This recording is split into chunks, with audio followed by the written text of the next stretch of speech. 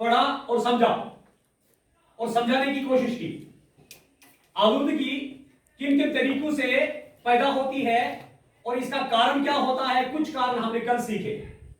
और इस आलूदगी से पूरी आलमी इंसानियत कैसे खतरे में पड़ती है। मुख्तलिफ शक्लें हमने आलूदगी की पढ़ी, जैसे हमारा पानी गंदा है यानी आबी आलूदगी, टीचर्स। हमारी पूरी फजा आलूदा है, फिजाई आलूदगी। और मिसालों के जरिए भी हमने समझाने की कोशिश की कि गाड़ियों की भरमार है, उनका जो धुआं है, जहरीला धुआं है, वो भी आलूदगी पैदा करता है। ठीक, कारखाने, मिल्स और फैक्ट्रियां, उनसे निकलने वाला जो केमिकल है या जहरीला धुआं, वो हमारी फजा में बिल्कुल घुल मिल हो जाता है, इसलिए उससे भी आलूदगी बढ़ जाती है। इसके अलावा आज जो हम बात करने जा रहे हैं, आलमी सतह पर जो आलूदगी है, यीशु साहिबों को तो बड़ कारण जिसका हम रोकथाम नहीं कर पा रहे हैं। हालांकि सरकार ने बहुत कोशिश की आलूदगी कम करने की, मगर कामयाब साबित ना। ये तो आपको याद होना चाहिए, हर साल 5 जून को आलमी एनवायरमेंटल डे मनाया जाता है।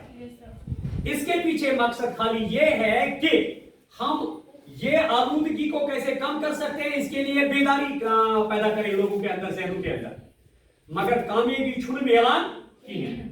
वजह क्या छो, बहुत सारे वजूहात हैं कि क्या ऐसी रात मैंने परसों भी आपको बताया कि जब तक न इंसान की सोच, इंसान का जहन बेदार हो जाए, ठीक है, ऐसी है उस संजीदगी, शाइस्तगी तो बर्दबारी, यह सिर्फ आसान जवागस में, ये हमारी सोच के अंदर है। जब तक सोच बदलेगी तब तक आलूदगी कम नहीं हो सकती है। पूछो क्यों और कैसे? वो ये कि हमारा जहन जब साफ हो जाएगा कि नहीं जी, मेरे घर से जो कूड़ा करकट निकलता है, मैं किसी न किसी तरीके से उसको ऐसे दबाऊं ताकि उसके जरिए आलूदगी ना फैले। यितिस कालस ये म्योन सोच अमे आय बेदार गए, चोन सोच अमे आय बेदार गए, पूरे इंसानों की सोच ऐसे बेदार ना हो जाए, तब तक आलूदगी कम होने की का सवाल ही पैदा नहीं होता है। अब सबसे बड़ा कारण है, सबसे बड़ा कारण जो आलूदगी का है वो है हथियार, गोला बारूद, या जो हम ये है एटम बम या मिसाइल वगैरह वगैरह, जिनके तजुर्बात आए दिन हर मुल्क करता है। चंद्रयान 3 2 रात राती, शायद मैं यीशु 7 में तकरीबन 27 को वो वापस आएगा। बुनियादी तौर हर मुल्क ताकतवर बनना चाहता है, तो उसके लिए उनके साइंसदान दिन रात मेहनत करते हैं।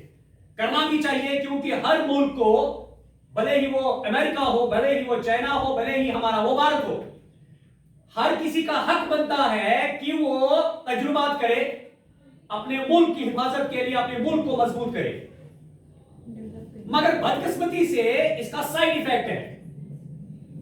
जब हम किसी एटमी हथियार या किसी मिसाइल का तजुर्बा करने जा रहे हैं या करते हैं, तो उसके इफेक्ट्स पड़ते हैं। उनसे निकलने वाला जो केमिकल होता है या जहरीला गैस होता है, गुल मिल गया। अक्सर बेशतर सरकार की यही कोशिश होती है कि हमें कोई भी मिसाइल लॉन्च करना हो, कोई ऐसी जगह हो जो आबादी से बिल्कुल दूर हो। मगर आबादी से दूर हो या ना हो, फिर भी उसको लॉन्च करना ही करना है। मगर वो लॉन्च होते ही बाहर छोड़ेगा वो कौन सा गैस? केमिकल वाला गैस, जहरीला गैस। यूराइली चेंजेस हमारे स्मेल बेस हमारे स्मेल, इसलिए जो इंसेक्ट की आलूदगी बोला। तो तवैशुल खान जवाहर कुदूसी ने भी यही बात समझाने की कोशिश की है कि एटमी हथियारों के तजुर्बात पर पाबंदी होनी चाहिए, क्योंकि इससे हमारे माहौल पे बुरा असर पड़ता है। आलूदगी की ये एक और बड़ी सबसे कारगर शक्ल है। कौन सी? आलूदगी एटमी हथियारों की। एटमी हथियारों नंबर 1। नंबर 2, सरकार हो या गैर सरकारी हो, प्राइवेट सेक्टर ऑर्गेनाइजेशन या एनजीओ ऑर्गेनाइजेशन या कोई भी ऐसी अंजुमन या ऐसा ग्रुप हो जो माहौलियाती आलूदगी के लिए कोशिश ना करता हो। मुख्तलिफ किस्मच NGO युम माहौलियाती आलूदगी हज मुहिम पकनावान छ। उसके पीछे मकसद यही होता है कि हम कैसे आलूदगी को खत्म करें। सरकार भी अपने तरीके से कोशिश कर रहा है, सरतोड़ मेहनत कर रहा है। हालांकि आजकल जो घर घर गली गली गाड़ियां आती हैं कचरा लेने के लिए, यह भी एक मुहिम है। किसके लिए? ताकि यह आलूदगी खत्म हो जाए, कूड़ा करकट हमारे आसपास ना रहे। मगर बदकिस्मती से ये चीज, इस आलूदगी पर हम काबू नहीं पा सकते। रोज बरोज ये आलूदगी बढ़ती ही जा रही है, बढ़ती ही जा रही है, बढ़ती ही जा रही है। एमसीटम क्या एमसीटम कुछ ऐसे हमने कल तक जो पढ़ा, इससे कितने मुहलिक असरात पड़ते हैं, कितनी मुहलिक अंदाज की बीमारियां वजूद में आ रही हैं। आए नई नई बीमारी युम न नावी ओस पता इन पत वो साइंटिफिकली क्या गसान आलूदगी सतन क्या गसान साइंटिफिकली दपान आसमान पे जमीनस दरमियान अख layer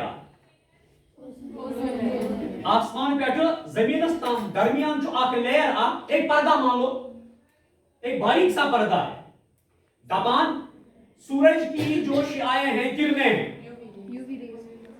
ozone layer, ozone layer जिसको हम कहते हैं कि अगर सूरज की शिआएं डायरेक्ट जमीन पे आ जाए, डायरेक्ट जमीन पे आ जाए, तो जमीन पे रहने वाले जितने भी जानदार हैं, खुसूसन इंसान हैं, उनमें जिल्द का कैंसर हो जाएगा, जिल्द का कैंसर हो जाएगा। वो कुछ बात नोट करा, इसके दरमियान ये जो ओजोन लेयर है, ये बारीक सा पर्दा है, जो रटान एंड पत वसान अच्छ स्पीड आसान मान लो बहुत कम हो जाती है। ये असर अंदाज सपदान, अदरवाइज गम खराब, यीसा गम खराब, इन्फेक्शन गई आय, कैंसर बस। ठीक गर्व ये चीज सरकार हो, गैर सरकारी तंजीमें हूं या इदारे हूं, हर कोई आलूदगी को कम करना चाहता है और इसके लिए कोशिशें भी जारी की है उन्होंने। और जो कैंपेन चलावा, स्लोगन करा खड़ा, नारेबाजी करा, साइन बैनर लिखित आसा क्या अपने माहौल को साफ रखें। मगर एक बात समझ में नहीं आती है, बैनर लगाने से, स्लोगन लगाने से, कैंपेन चलाने से अंजुमनों की अंजुमनें इस आलूदगी के लिए बिल्कुल इसके पीछे पीछे दौड़ रही है। मगर समझ नहीं आ रहा है कि आलूदगी कब खत्म हो जाएगी, जबकि हमें ही खत्म करना है। कानून ऐसी इनिशिएटिव तो ऐसी हमें ही इस आलूदगी को काबू में करना है। ये तामत मेरी तामत की क्या, इसका भाई भी आप ही है, इसका खात्मा भी आप ही कर सकते हैं, हम ही लोग कर सकते हैं। क्या आलूदगी ऐसी आलूदगी फैलो, इसलिए अगर इंसान नहीं फैलो, इंसान नहीं करे, इंसान नहीं कहने से करना कुछ नहीं है, अपने घर से शुरू करना है। कोई ऐसा लाही अमल उठाना है जिससे आलूदगी कम हो सके।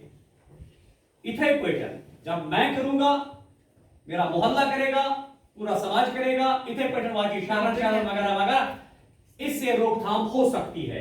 काम खत्म गैसना अलबत्ता जिन्हें वो इसमें कमी बेशी आ सकती है। बाकी रहा सरकार का मसला, सरकार अपनी तरफ से कोशिश कर रहा है, सरकार अपनी तरफ से बड़े पैमाने की कोशिश कर सकते हैं। मगर हमारी ड्यूटी ये बनती है पैसे के घर वो छो ऐसी बना ये चीज हम अपने घर से शुरू करते हैं। जब हम अपने घर से शुरू करेंगे, जब हम सब अपने घरों से शुरू करेंगे, तो सरकार को भी आसानी हो जाएगी इसको काबू में करने की। इसलिए यह सबक कि आलूदगी अगर फैलावान तो इसमें हमारा हाथ है। अब अगर हमें यह काम करना है कि क्या ऐसे पूरी आलमी इंसानियत खतरे में पड़ चुकी है, आए दिन नई नई बीमारियां वजूद में आ रही हैं, सांस लेना बिल्कुल दुश्वार हो चुका है। इसलिए बेदारी हमें अपने अंदर, अपने सोच के अंदर लानी है। हम अपने घरों से शुरू करेंगे। जब हमने घरों से शुरू किया तो इसका मतलब यह है कि इंशाअल्लाह इस मुहिम में हम लोग कामयाब हो जाएंगे, तो हमारा माहौल साफ हो जाएगा, हमारा इर्द गिर्द साफ हो जाएगा।